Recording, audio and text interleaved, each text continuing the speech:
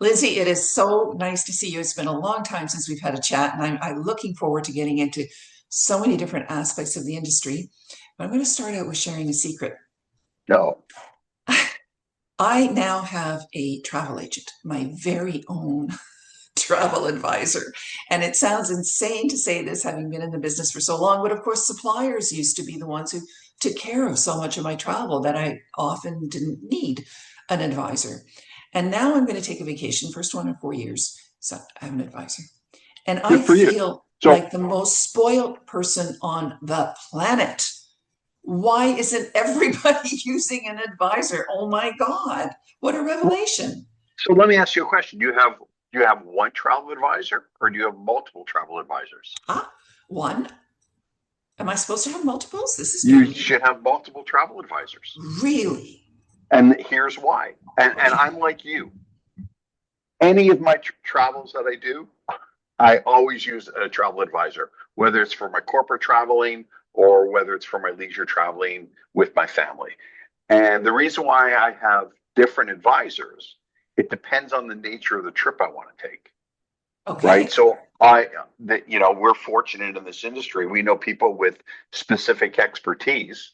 Why would I leverage an advisor with that expertise, Right. right? Wow. So I have Okay. multiple advisors. Huh. All right. So you're really spoiled. Uh, but Yeah, the point ultimately is you in your role now, and congratulations, by the way, on your promotion. thank you. Very well deserved. I'm very happy to see you there, Thank you. Lindsay. You're heading up a monstrously large travel organization. I mean, it's enormous. And so you get to see, you're on the pulse really of what's going on, who's booking what, and how much volume is going through the retail side. So are consumers getting it? Do they understand the value of having an advisor in terms of volume? Are you seeing growth? Because you're in the position really to be able to monitor that. So the answer is absolutely. So from a consumer perspective, I guess it's a layered question that you ask. It's what are they buying? What kind of experiences are they looking for? Where are they going? And how does that reflect against the market as a whole? Yes, So if you also. just kind of step back and take a look at, I'll talk Canadian numbers, but they almost mirror the US. So it's not really, the size of it, and maybe certain product focus is different, but just from a percentage perspective. So, I jotted down some numbers for Canada. So if you look in certain categories, and this isn't for travel leaders, this is just the industry as a whole, but Okay. like luxury, the luxury segment is up 25%. Premium is up Wow. 16. Contemporary is up 10%. This is all over 2024, and 2024 was a really good year, right? So you look at how 2025 is going to finish. FIT is up, River is up. So the so if the volume is up over the previous year, it means and then I take a look at travel leaders numbers, and compared to the Canadian numbers, every one of those segments we're outpacing the segment. So what it basically tells Really? you is that people are buying these products from a travel advisor, right? Not everybody, and a No. lot of product that has become commoditized in nature. But I think what the traveler is starting to see, and one of the biggest growth areas of that is millennials using travel advisors that they had in the past. And I think a lot of that is they're looking for experiences, they're looking for a different feel. And if you're doing a transactional buy, Toronto flight to Vegas, let's say, or Montreal or Vancouver, which is just put me on the plane and get me there, that's one thing. But if you're looking for something that, you might Google it or use AI to learn about it, but they want to talk to a human being. They want to talk to an Yeah. expert in that field. So the Yeah. numbers reflect that the consumer does get it. So, okay. So you can unequivocally say that consumers get it, that it's worth it to use an advisor, A, because the advice is invaluable. You don't want to book the wrong place. You don't want to book the wrong hotel. You don't want to get on the wrong plane. You don't want to miss this and that. I mean, it's absolute, to me, it's terrifying that you could so easily make a mistake and your entire vacation's down the toilet. Why Yep. would you not use an advisor, right? Well, it's one step further. It's not just a matter of can something happen? Something will happen. Something always does happen. So instead of saying, well, I'll run the risk, it's like, why are you going to run the risk on something that you know is going to happen? I'll give you a quick little story on that. So my wife Leah and I we had to spend 3 weeks in Italy in between two corporate things that I had to do. It was really, really tough, let me tell you. Reached out to my travel advisor, set up an itinerary that was absolutely fantastic. Something happened. I had to call her. It was 3 o'clock in the morning in Toronto time, right? I felt horrible, but I was like SOL. I did, and sure enough, it got taken care of. Everything ended up being wonderful. But that, it's little things to big things, but it's going to be something. Exactly. That's so well put. I love it. And I don't understand really how the advisor can do it. Honestly, I look at my little, in the grand scheme of things, booking, and I've already had, I don't know, 5 conversations, all the Mhm. touch points. It's expensive to do what they do.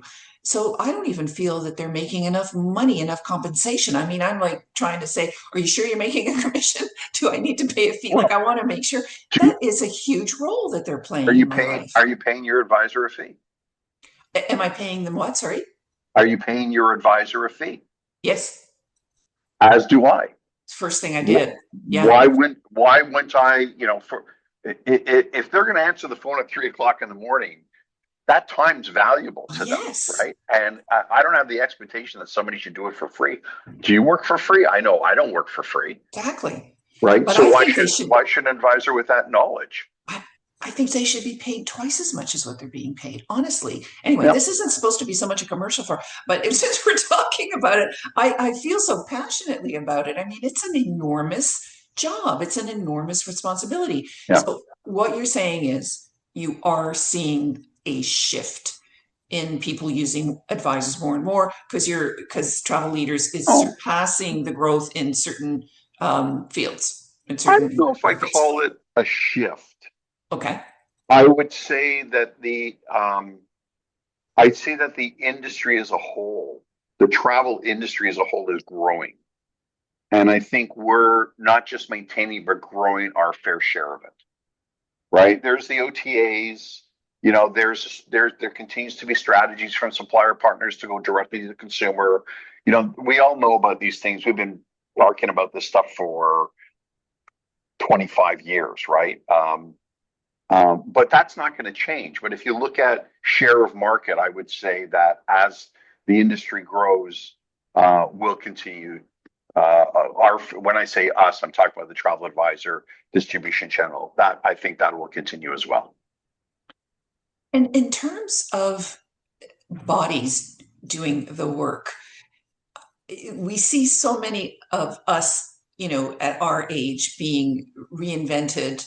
I almost feel like we're the undead because I shouldn't be doing what I'm doing anymore. I'm long beyond retirement age, but here I am. You've completely reinvented yourself. We see a lot of our colleagues coming back, reinventing themselves. Are we seeing on the advisor side, are we seeing enough new to industry coming along to fill those roles? Because as the industry grows, we need people. But it's such a complicated industry. I find that's why we keep going back in a way to the people who have the experience. We are in dire need Hmm. of staff, Hmm. right? It's still one of the biggest things when we talk to our partners, the owners of these agencies, and say, what's your number one requirement? And it's like, I need staff, Wow. right? So, as an industry, I think where there's a huge opportunity is for the industry as a whole.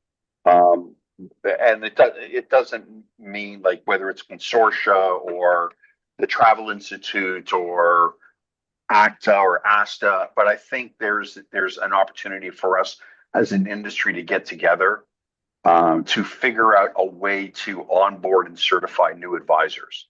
Now it's tough to do if you leave it Yeah. if you leave that up to a business owner. They need to make that investment, and how's that person going to turn out, and what's the long term on that, and what's the ROI on that, versus the travel schools are all gone, right? And there's different consistencies in travel. So like we have a new to the industry training program, as do others. It does very well, but I would personally like to see consistency, because I think that's the biggest thing right now. If you take a look at the rate of growth of this industry, we are way short of bringing people in and making sure they make really good money. Like you take a look at good advisors, they're well into six figures. They're doing great, right? Well, how do we teach people not only how to manage their business, but also sell travel? And I'm still a huge fan of, listen, make your life easier, pick a lane, find a Yeah. product that you love, become a expert in that product, and you'll have a great time and you'll make lots of money doing it. So tell me, Lindsay, at Travel Leaders, you're involved in a lot of cutting edge research, technology, implementing new initiatives. Give us some top line information on that. Well, if you take a look from, and we were just talking about was how do you bring in new advisors, right? Mhm. But part of that isn't just bringing them in and getting them up and going and then they do their thing. It's whether it's new advisors or existing advisors, how do they increase their efficiency, right? So they can sell more. Right. So we've been focused on technology for a long time. Now, you need to step back and look at this philosophically. So we have all these programs. We don't mandate any of them, right? Because people have different business models and we need to respect those business models. And so somebody who's in a small market may not need to solicit more new customers. Others in other markets, or if they're an IC or host, might need to do that. So a lot of the technology that we kind of deliver is people using it based on what their needs are. So we have programs like Empower Cruise. I jotted some of them down. Snap, which is we launched last year. Yeah, that was Snap is our fascinating with Air Canada. Air Canada came on board just as we launched it. So Snap has all of the Internova airline deals, and Internova does just crazy big numbers. So our members can leverage those contracts through the Snap program. We have hotel loaded into Snap as well, and cars. So there's one place. It's really easy to use. But more importantly is we launched and released these programs, but it's not just here you go. We have a team that all they do is support our members in getting used to using Snap. So if they want to try to make an airline booking and they're not comfortable with it, we will get on the phone with them and walk them through to make sure. So there's that. There's extensive training. We have Cruise Complete, which is our cruise booking platform. Interesting about Cruise Complete is, and this goes back to the whole discussion of efficiency, not only does Cruise Complete have all of our product loaded on, including group space and all the amenities and all the different what hosted, whatever the case might be, we also have non-preferreds in there.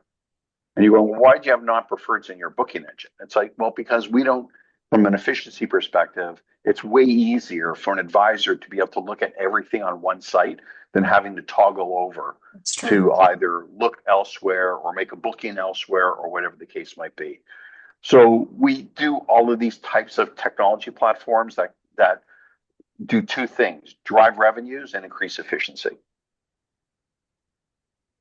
Different consortia have different claims to fame. It's a better way to put it. And you've worked at others, I think, yeah.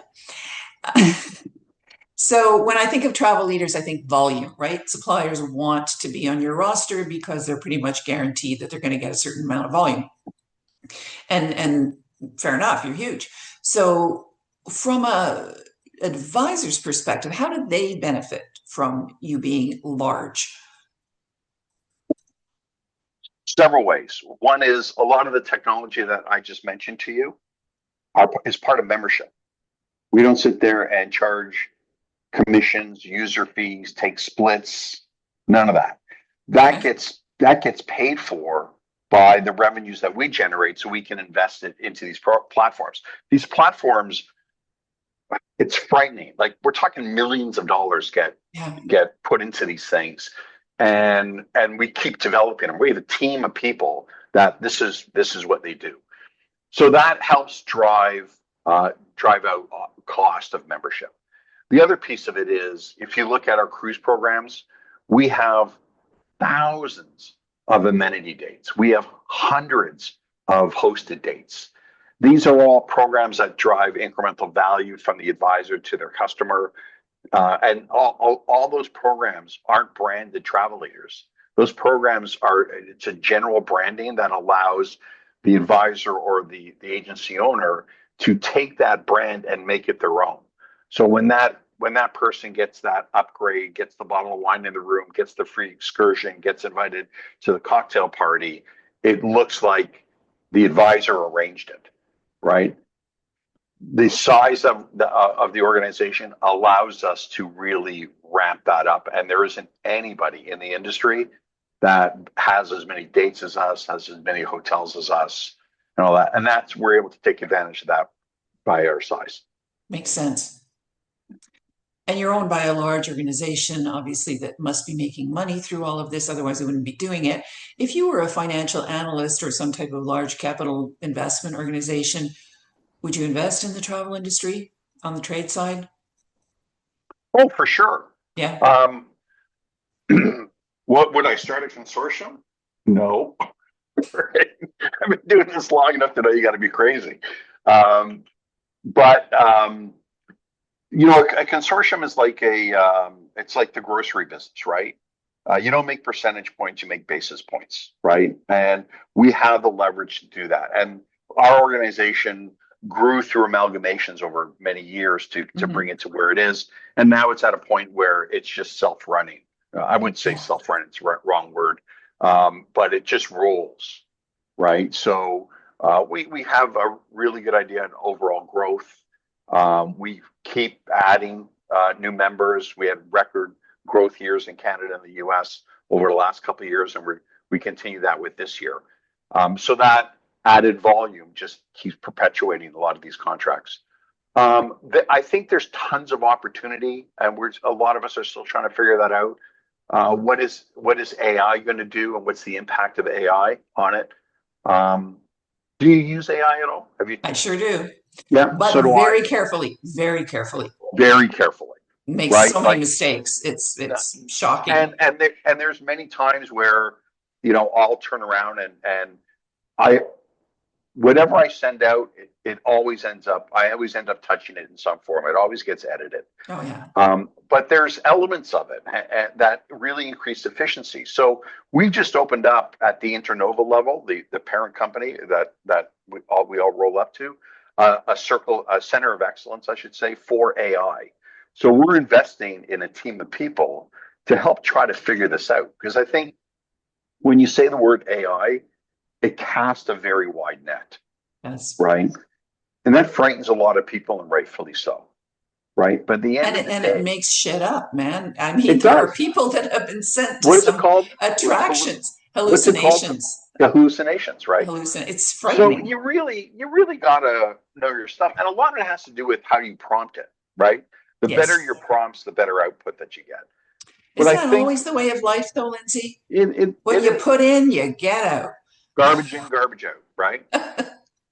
So I think investing in this industry is kind of trying to say, okay, well, where do you think this is going to look like in 5 years? Yep. And where do you make that investment? So we continue to make investments in it because we believe in the industry. I would love to see our business double in 5 years, right? Do you think that's feasible? If the right things happen, I think it's feasible, right? And there's a lot of work being done on making the right things happen, right? And at the end of the day, everything we focus on is about providing the tools to the advisor on how to make them successful. Yeah. So we can't hit our growth targets without it reflecting in the success of the advisor. And the more you grow, the better you do, the more another consortium, like it's a domino effect, I feel, for the industry. The more people recognize who and what an advisor is and the wealth of benefits in using one, the more advisors will be attracted to the industry. So we'll start to get more people, and the fresher they are, the more people will use them. Something like that, You're right? right. Look, you can go back far enough, and it's not that far when you think about it. We're as an industry, we did ourselves a real disservice, right? And what I mean by that is we used to turn around and say, we work for free, Mm. right? We provide our services to you for free. Like, who does that? I don't care if tour operators back in the day paid 15 or 16% commissions before. Remember when it went from 15 to 8 overnight, I right? do. I do. Right. So that now all of a sudden that value prop that we put out there that basically said, well, we work for free, it shot us in the foot, right? Because well, we didn't work for free, right? But we were an agent, we weren't an advisor. And there's that mindset that had to say we need to shift from being a travel agent to a travel advisor. It's somebody that gave advice. That advice has value, right? And that value comes with a price tag. It's like, yes, you can be your own lawyer online. Would you want to? God, no. God, no. Exactly. How is that any different from a travel advisor? So that's where we come in. It's like provide an advisor with the tools that they need based on the type of business that they're running, right? Make them more efficient, drive additional revenues, drive bonus commissions. So one of the things we kind of do from based on who we are is we have opportunities every once in a while that'll drive commission levels out instead of being at 15% or 25% for a time Nice. being, right? And that turns into real things, right? Yeah, We have that's money. we have our lead generation program, right? Which generated agent profile generated 275,000 leads in Canada last year. Those are Jeez. leads that are generated by somebody who's looking to buy. So the close ratio on that is about 25%. We don't charge for that. That's if I took that as a standalone business, that would be a very large agency in Canada. We take that and give that to our members, right? Because we want our members to be successful. Yeah, And that's right. leveraging the technology as well. Makes sense. Fascinating. All right. Well, I'm going to assume that we're going to double in size in the next 5 years, and I will run with that because I think it's That's a that's why not? pressure. I think it's possible. I think absolutely, like you said, if the geopolitics calm down a little bit and things work in our favor, I think it's very doable. So we'll talk in 5 years, Lindsay. We're going to be a little bit older, but we can do it. You know what? How about this? How about we talk in 5 years on the end of a dock in a couple of Muskoka chairs with a You drink in got our it. hand, You got right? it. I'm I kind of there. like that idea. All right. Sounds great. Yeah, be fun. Thank you, Lindsay. Nina, pleasure. Thank you. Wonderful to see you. Always a pleasure. We'll Be talk again well. soon, I hope. You too. Take care. Bye now. Bye.